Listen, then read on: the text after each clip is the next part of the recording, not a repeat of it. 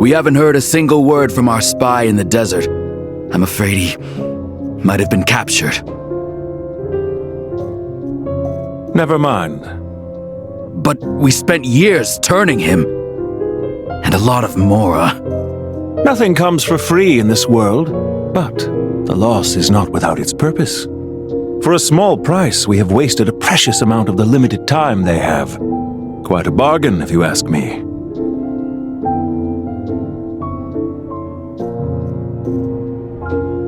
Understood. Weighing profit against loss is a necessary part of life. But to tell the truth, I have been operating at a loss since this all began. Since many centuries ago, in fact. For instance, why would a banker act as the executor of a will? If you hadn't deposited your personal belongings at Northland Bank, I would have no reason to be here right now.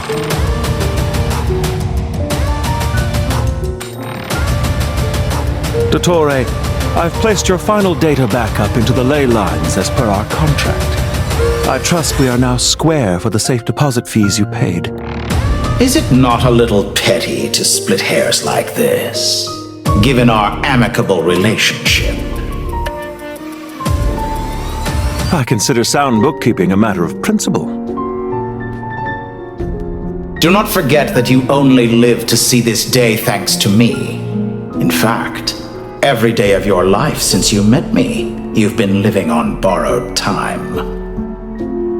Why, that's hardly a fair assessment. I will concede that my survival was perhaps at your whim, but I became a harbinger on my own merits. Managing money is not like other professions. Mine is not a role I could have acquired based on your recommendation alone, and certainly not one I could have lasted so long in without genuine ability. The information stored in the ley lines is quite comprehensive. Rest assured, I have not forgotten how strong your pride is. Well, I presume you have no sense of fragmentation while talking with me. How could anything possibly go wrong with such strict measures in place? The remainder of your soul was split in two, with one half sent to Nodcry and the other stored in the most secure vault of the Northland Bank. Though I must say your disdain for the other segments is quite amusing. Zandik is you, and you are Zandik. Zandik created the segments, yet you, a segment yourself, reject him.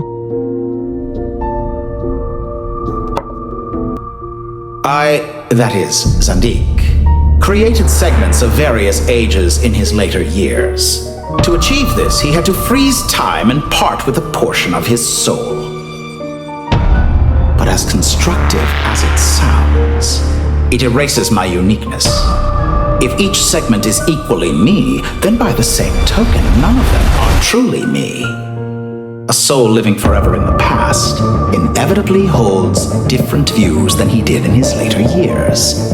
The same thing that completes me also restricts me. You too might ask yourself which stage of your life you want to be preserved at.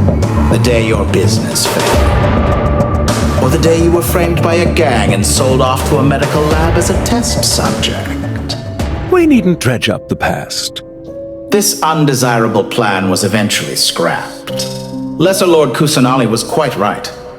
I needed an opportunity to eliminate myself. And after that, I concluded that there was no more effective plan than directly splitting the soul. Once the soul is transferred out, you will find that creating a physical body is far simpler than creating a puppet.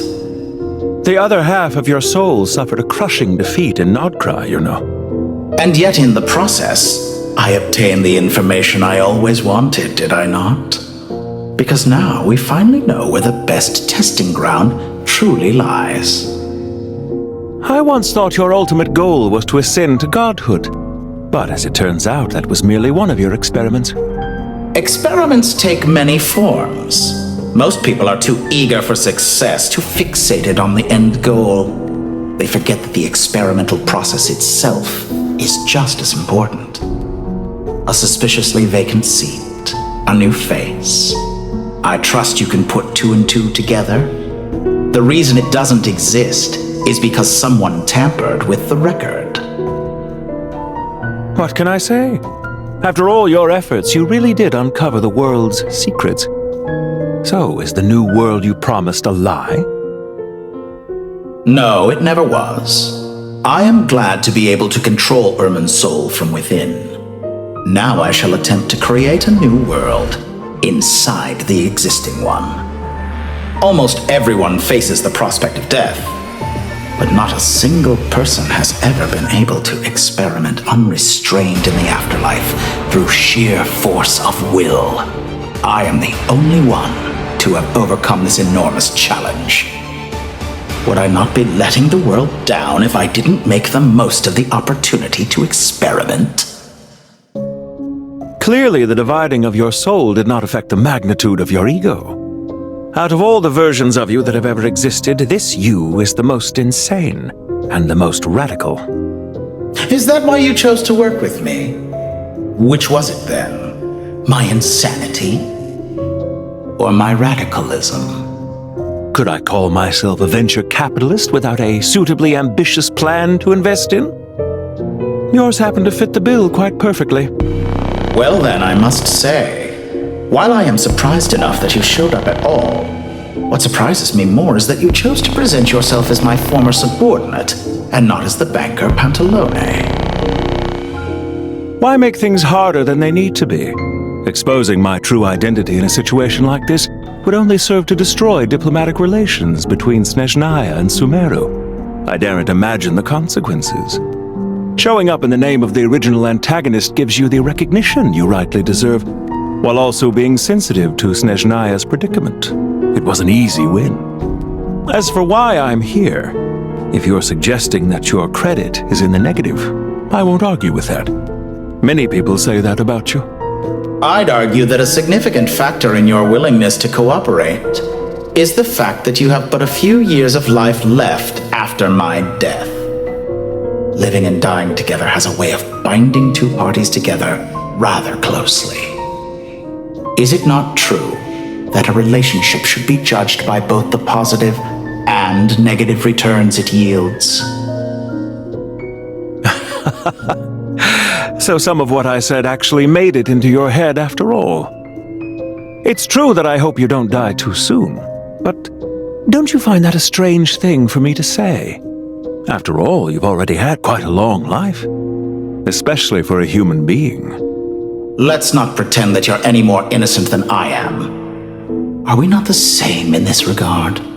We both despise the existing laws of this world, and neither of us enjoy being under anyone else's control.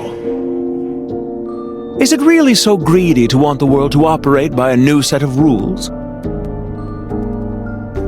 Of course not, my dear friend.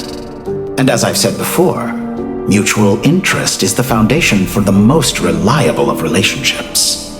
You can attest to that. I just hope there never comes a day when I have to work too hard to prove that. Regrader, sir. People have been spotted approaching Sumeru City. How strange. Despite your access to Irminsul's data, it appears the soldiers noticed before you did. They must have found a workaround. Well, Dottore, I trust you know what this means. The fact is, They're coming. They'll breach the city gates any moment now. but even so, I would say Irminsul is a wonderfully convenient thing on the whole. If you do manage to create a new world, perhaps you could plant one outside my office, too. I'll consider it. What do you need me to do? Stall them? The experiment will take time. Stall them for as long as possible. Very well, but you're really asking for the moon here. Have you heard this story? There was once a guilty man, kneeling in the center of a church while an angry mob outside waited to bring him to justice. He pleaded with the gods, begging them to grant him one final request, the chance to finish confessing his sins before he was sentenced. Many suns and moons passed, seasons changed, and still his confession continued, as if he intended to speak until the end of time. Are you suggesting I worship you as a god? Or were you hoping that I might confess my sins to you? Certainly not the latter. That would make my life miserable indeed. For someone who despises them so, you never seem to have any objections to me creating or becoming one. At first, I thought you'd be furious. Concerned I would terminate our partnership, were you? Not at all. You had reasons why our partnership must continue. Don't you find people's attitudes toward gods amusing? A god descends from the heavens and people worship it unreservedly, blindly following whatever rules are given to them. And yet, when they see an ordinary person gain godlike levels of power by virtue of their own hard work, they treat him with nothing but suspicion, even if he is a compatriot. Is that supposed to be a compliment? No, I was just thinking. I pity the man who would call you a compatriot. There's no need to be so self-critical. I know it's a little late in the day to be asking this, but how have you been keeping? I'm flattered that you would take the time out of your busy schedule to consider my well-being, Doctor. The part of your soul that went to Nodcry caused quite a stir, sending our organization back to the drawing board on numerous fronts. It was quite a headache for everyone involved. Dear me, I must have caused you no end of trouble. You certainly did. I had the rare honor of being summoned before the Tsaritsa with Pulcinella to answer for myself. A terrifying ordeal. Don't worry, I pulled through. At most, it's a public relations nightmare. I made sure of that. Now I'm curious. How did you explain yourself? Oh, it was quite simple. I just pinned the blame on someone who wasn't there to defend himself. I could hardly be expected to defy the demands of someone as insistent as the second harbinger, now could I? How you slander me. You know full well that I am perfectly amenable to reason. There's no question that you are partly to blame for the ruin of my reputation over the years. Do you have anything lined up for when this is all over? Hard to say. Field work always takes quite a toll on me, as you know. Once I'm back at Snezhnaya, I'll start with a well-earned cigarette. Why are you so eager to ruin your lungs after I went to the trouble of replacing them for you? If you have an issue with it, feel free to try to stop me. What's on your mind? The limits of humanity. It's a pity. Despite running countless calculations, I find there is simply no way to reduce any further the amount of one's soul required to sustain an individual.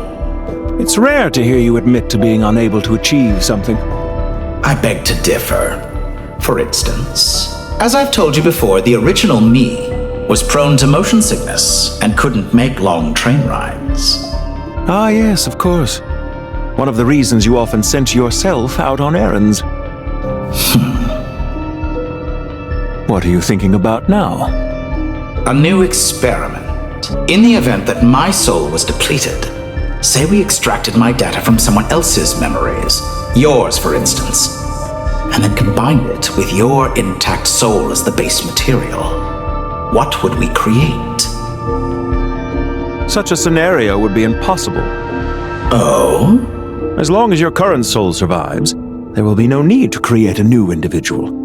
Don't forget, you were the one who approved of the present situation wherein only one Dottore remains. And if you ceased to exist, who would be capable of performing this experiment?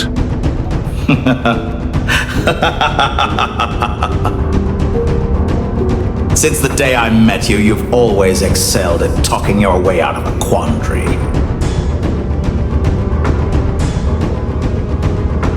Isn't it a little too early to be saying goodbye? Not that I wish to keep you from your business, of course. Very well. Let's leave the conversation there for now.